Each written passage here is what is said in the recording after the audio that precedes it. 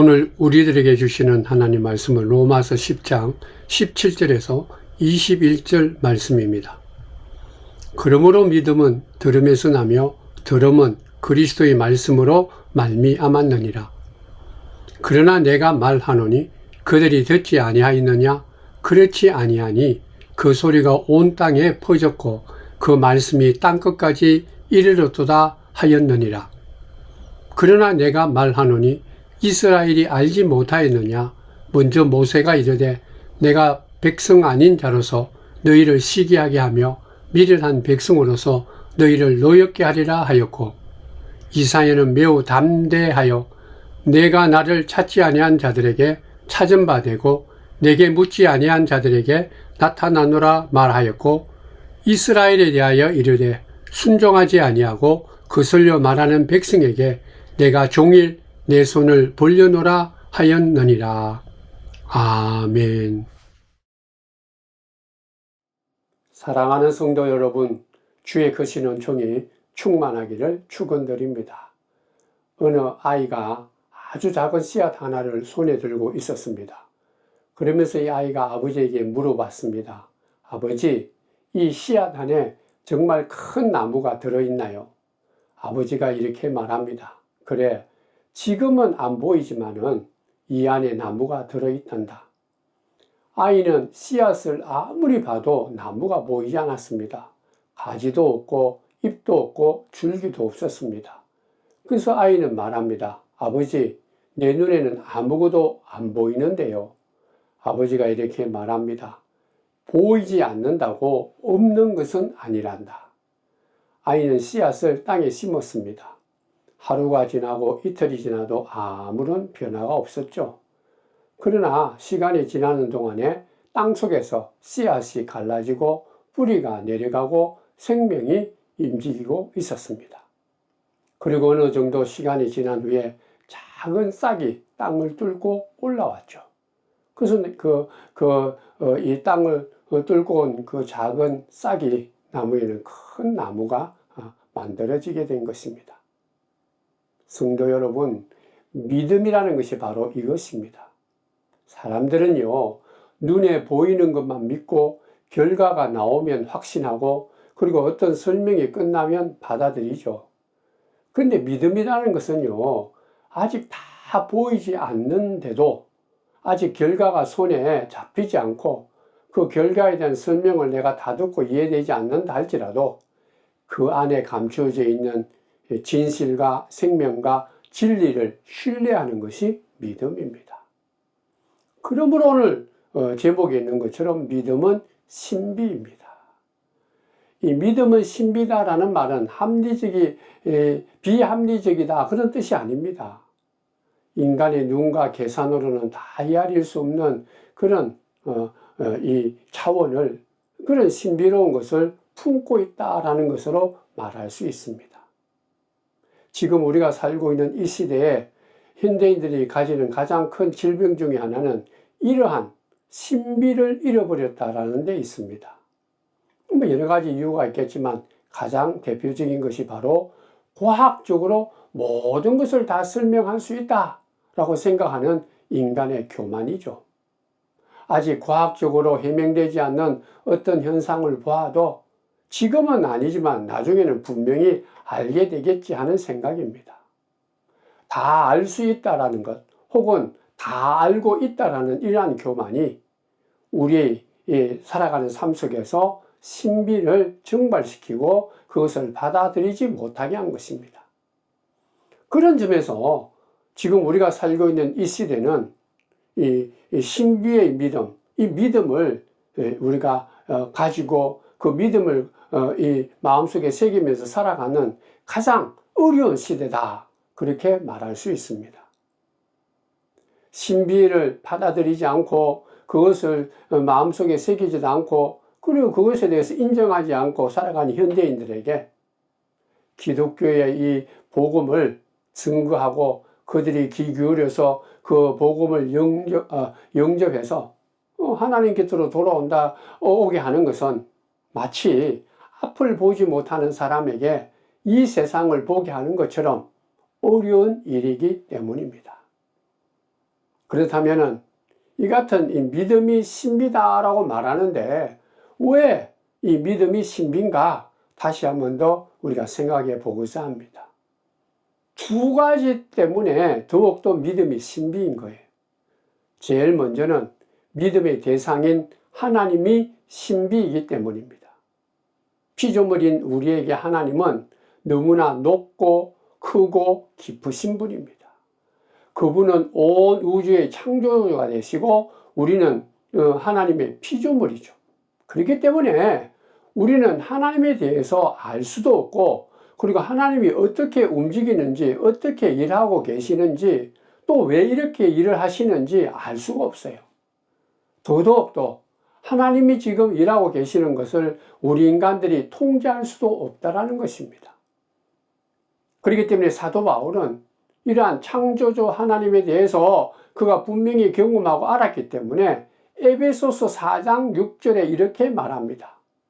하나님은 모든 것의 아버지시요 모든 것 위에 계시고 모든 것을 통하여 계시고 모든 것 안에 계시는 분입니다. 한마디로 얘기해 보면 하나님은 알 수 없는 분이다. 그러니까 이런 하나님을 믿는 것이 믿음인데, 그러니까 믿음은 신비입니다. 그리고 또한 하나님을 이 같은 제대로 믿으려면요, 그렇기 때문에 우리는 무엇보다도 하나님의 이 신비에 대해서 익숙해져야 됩니다.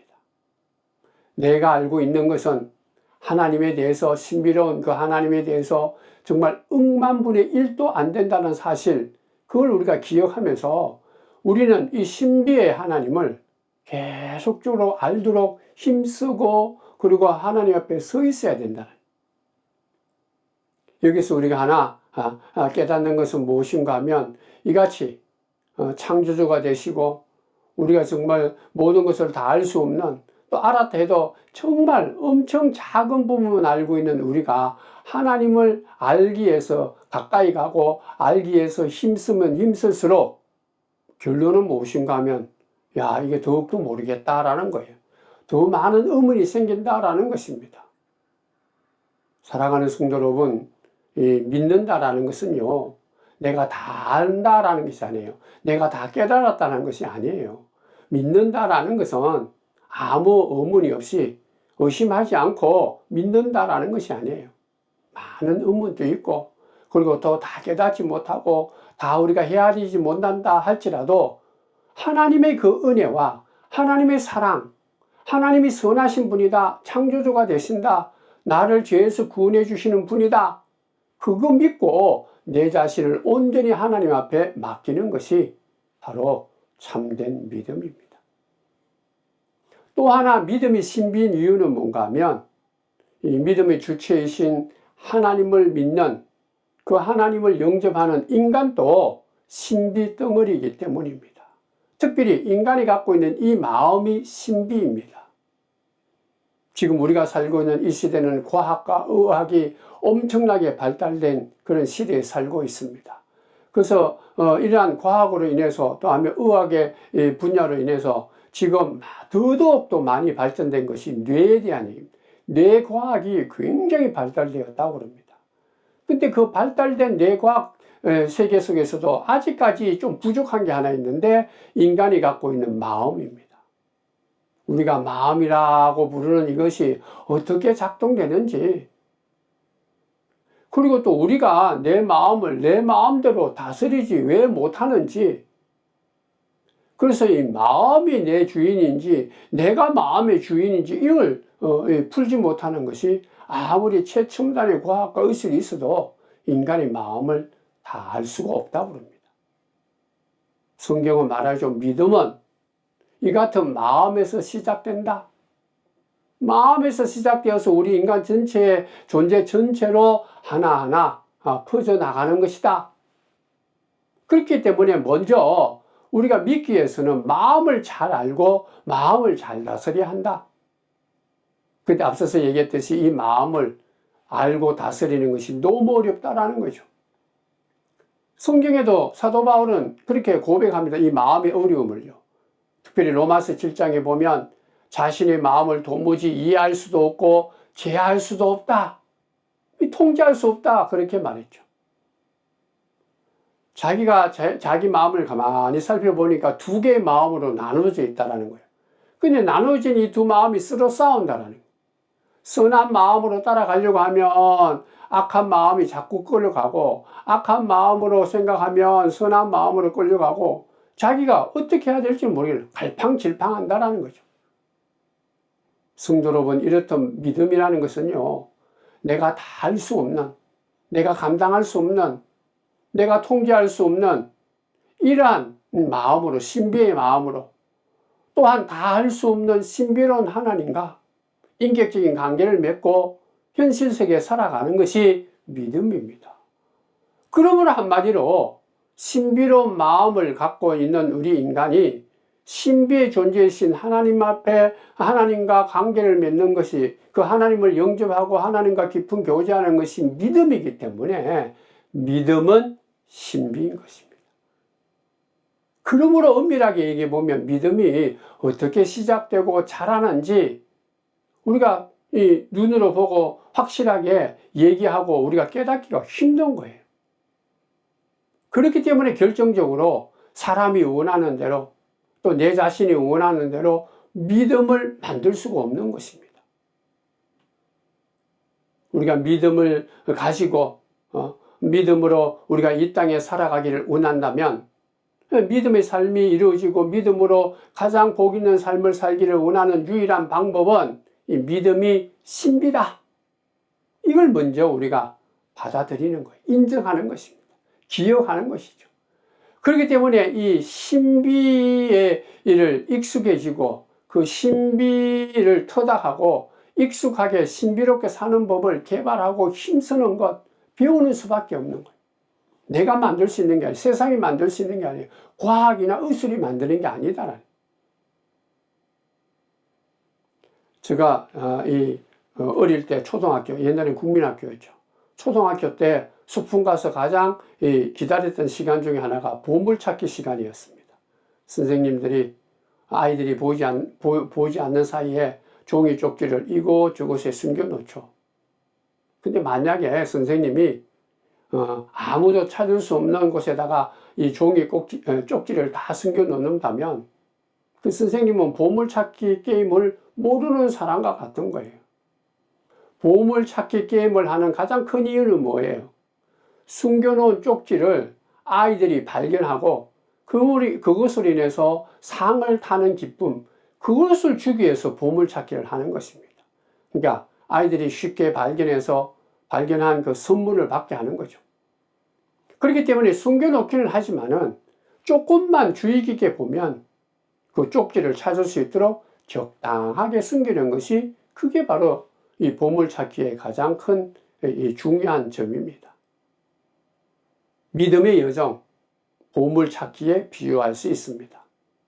하나님께서는 우리가 살아가는 매일매일 일상의 삶 속에, 또 아니면 하나님 만드신 이 세상 속에 하나님을 만나고 하나님을 통해서 누릴 수 있는 그 복인 쪽지를 군데군데 숨겨놓은 거예요. 우리가 매일매일 살아가는, 우리가 늘 경험하는 그런 일상적인 삶 속에 하나님께서는 그 쪽지를, 보물 쪽지를 숨겨두신 거예요. 우리가 차분하게 하루하루의 삶을 살아간다면 분명히 하나님이 숨겨놓은 쪽지를 발견하게 되고, 그 쪽지를 발견함으로 하늘의 보화와 기쁨과 그리고 만족과 소망을, 그리고 이 땅에 가장 복 있는 삶을 살 수 있는 거예요. 성경에 보면, 창세기에 보면 믿음의 조상이었던 야곱이요, 이 베델이라는 곳에서 이 꿈을 통해서 그 하나님이 그에게 허락하신 보물을 찾은 거예요. 야곱은 잠에서 깨어나서 혼자 이렇게 생각합니다. 주님께서 분명히 이곳에 계시는데도 내가 그걸 미처 몰랐구나. 그러면서 그는 두려워하면서 중얼거리죠. 이게 얼마나 두려운 일인가. 그래서 내가 지금 잠자고 일어났던 이곳이 다름 아닌 하나님의 집이다. 하늘나라로 들어가는 문이다. 그리고 하나님은 여기 계시는 분이구나. 그렇게 자각하는 그 순간에 그는 하나님이 야곱에게 주는 엄청난 보물, 하나님이 이 야곱에게 허락하신 약속의 말씀을 그는 찾게 되고 확신하게 되고 경험하게 된 거죠. 이 땅에 오신 예수님께서도 하나님 나라를 얻는 사람은 값진 보물을 발견한 보석상과 같다. 그렇게 우리에게 가르쳤습니다.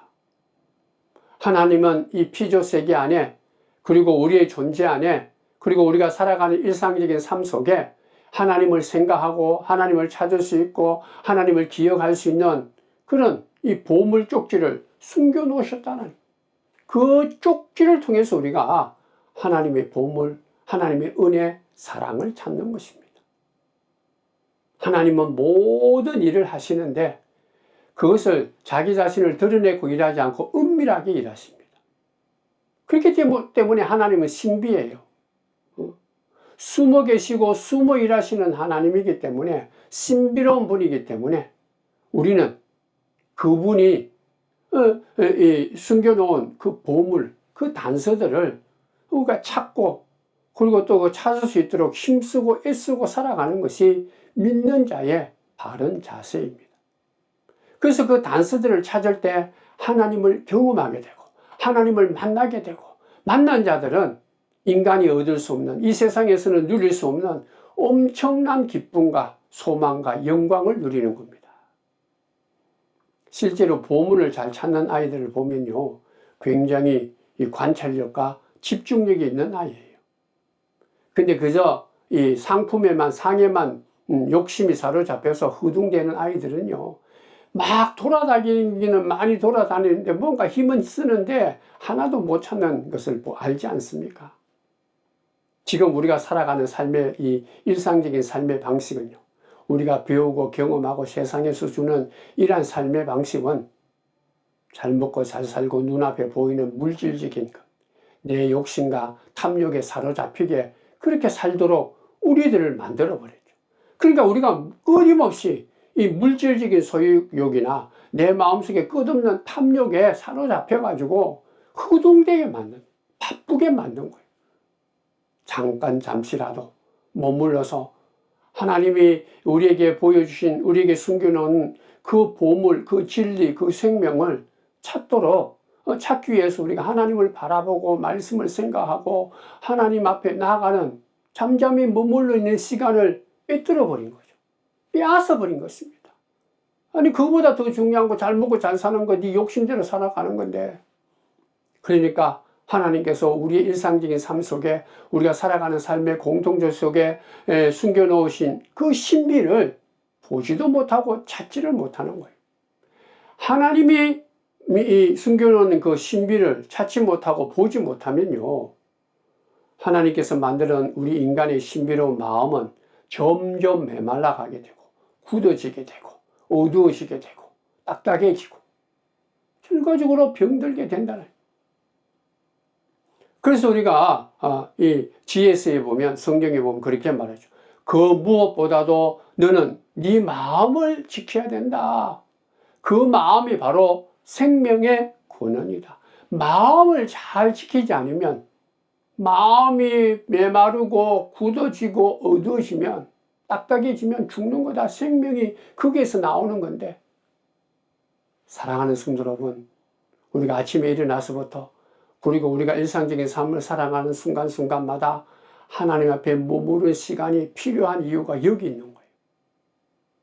우리는 하나님이 숨겨놓은 그 귀한 보물을, 그 귀한 진리의 쪽지를 찾기 위해서는 하나님 앞에 예수 이름으로 하나님 앞에 나와서 서 있는 시간, 머무는 시간, 교제하는 시간, 기도하는 시간, 말씀을 묵상하는 시간, 찬송하고 예배하는 시간이 반드시 필요하다.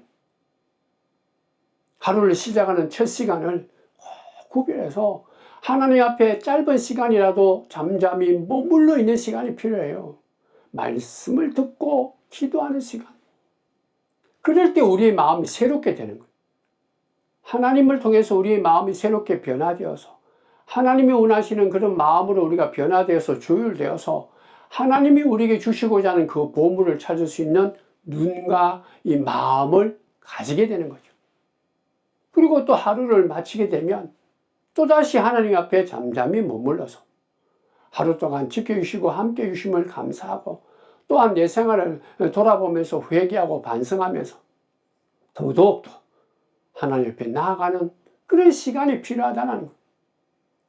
우리 순간순간마다 밥 먹는 시간, 이 식사 시간에 기도하는 것뿐만 아니라 우리가 중요한 일을 하는 순간순간에도 멈춰야 돼요. 멈추어서 내가 이렇게 그저 먹고 마시고 내 욕심을 이루는데 세상적인 것에 그저 쫓겨서 후둥대면서 하나님의 보물, 하나님의 은혜, 하나님의 사랑을 놓치고 있는 것은 아닌가.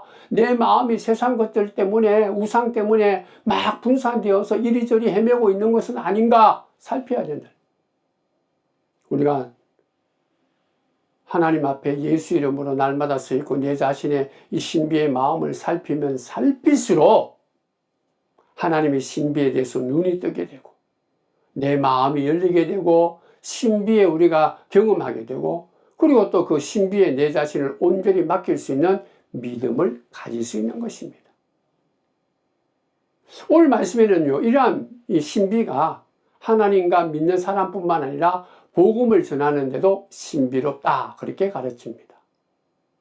본문 로마서 10장 17절에 보면 그러므로 믿음은 들음에서 생기고 들음은 그리스도를 전하는 말씀에서 비롯됩니다. 그렇게 말합니다.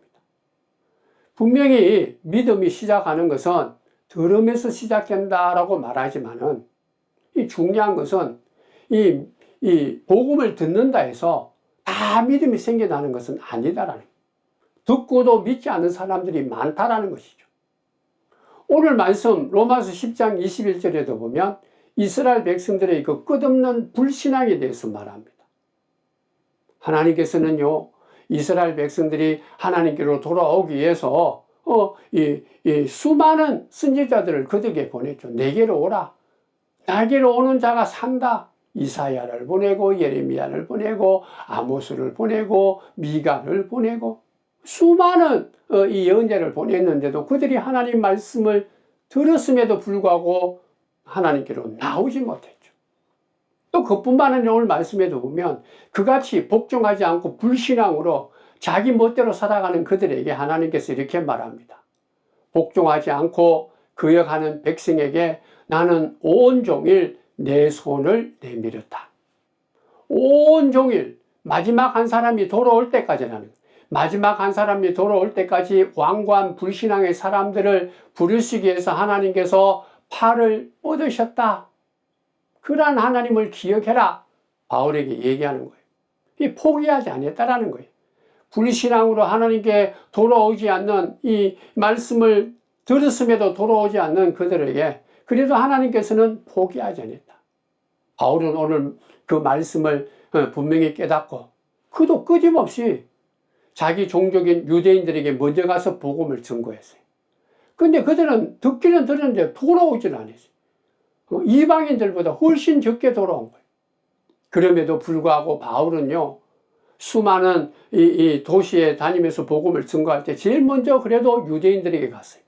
핍박을 받아도 그들이 말씀을 받아들이지 않아도 포기하지 않고 또 가서 전하고 전했다라는 거예요. 왜냐하면 하나님이 그렇게 했기 때문이죠. 그러므로 사랑하는 성도 여러분, 우리가 인도하고 싶은 사람, 복음을 증거하고 싶은 사람, 우리가 열심히 기도하고 우리가 권면하고 그를 위해서 많은 수고를 했지만 아직까지 고집 가운데 불신앙의 복음을 받아들이지 않는 그 사람에게 우리가 할 일이 뭐예요? 하나님이 그 사람을 향해서 두 손을 온종일 뻗치고 있다. 기도하고 있다. 하나님이 그를 기다리고 있다라는 것을 우리가 바울처럼 기억하면서요. 지금 믿지 않는다고 낙심할 이유가 없다라는 것. 포기해서도 안 된다라는 것. 하나님의 섭리와 하나님의 선한 뜻을 믿고 내가 인도해야 될, 내가 복음을 증거해야 될 그 사람을 위해서 기도하고 우리가 간구하고 힘써야 된다. 그게 또 복음을 증거하는 신비입니다. 분명히 하나님께서는 하나님의 때에 하나님의 방법으로 합하여 소원을 이루실 것이기 때문입니다. 성도 여러분, 우리는 지금 믿음을 가지기에는 정말 불리한 시대, 힘든 시대에 살고 있습니다. 신비덩어리인 인간의 마음, 인간이 이러한 신비덩어리인 마음을 가진 인간이요, 신비의 근원이신 하나님하고 교제하고 관계를 맺고 살아가는 것, 그게 믿음인데, 지금 우리가 살고 있는 이 시대는 또 살아가는 삶의 방식이나 가치관은 이러한 신비에 대해서 받아들이지 않죠. 어리석다라는 거예요. 있을 수가 없다. 그리고 또 그렇게 살아가는 사람들을 끊임없이 시험하고 흔들어대고 위협하는 시대가 바로 우리가 살고 있는 시대입니다.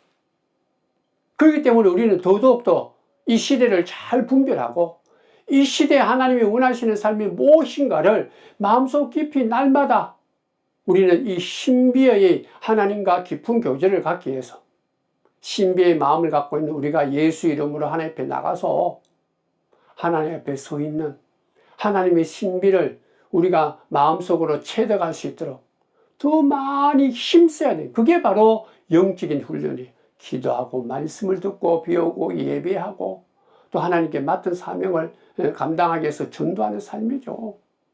온유와 겸손으로 무장해서 이 땅에 그리스도의 사랑을 보여주는 착한 삶을 살아가는 것입니다. 우리는 이 삶을 포기해서는 안 됩니다. 결코 두려워해서도 안 돼요. 사람들이 이렇게 살아가는 삶을 우매하고 어리석다라고 우리를 막 이렇게 무시한다 할지라도 결코 낙심하지 말아야 된다. 우리는 하나님과의 관계를 최우선적으로 삼고 하나님 안에 살아가는 것이 가장 귀하다, 소중하다, 예수 안에 살아가는 삶이 너무나 귀중하고 가장 복된 것이다. 우리가 힘써야 돼. 그걸 확신하고 꾸준히 신실하게 우리가 어떠한 위협 가운데서도 낙심하지 않고 우리가 하나님 앞에 서 있는 신비의 하나님과 깊은 교제를 가지는 저와 여러분이 된다면요, 우리가 이 땅에 하나님께서 허락하시는 과학이나 의학이나 인간이 갖고 있는 지식이나 문화나 경험으로서는 볼 수 없는 하늘나라의 신비, 하나님의 신비를 우리가 확신하게 되고 경험하게 되고 우리가 분명히 알게 되고 깨닫게 되는, 그러므로 우리는 더욱더 알면 알수록 하나님 앞에 나가기를 즐겨하고 하나님이 허락하시는 그 신비의 그 기쁨과 소망과 찬송 가운데 살아가는 복된 자가 될 줄 믿습니다. 결론은 분명한 거예요. 믿음은 신비인데 이 신비의 이 삶이 우리에게 큰 복이 되려고 하면 더더욱더 매일매일 순간순간마다 내 일상에서 내 삶 속에 그리고 내가 보이는 이 땅 위에 하나님이 숨겨놓은 그 신비의 귀한 복음을 우리가 찾기 위해서 힘쓰는 거예요. 조용히 내 마음을 주님 앞에 내어놓는 것.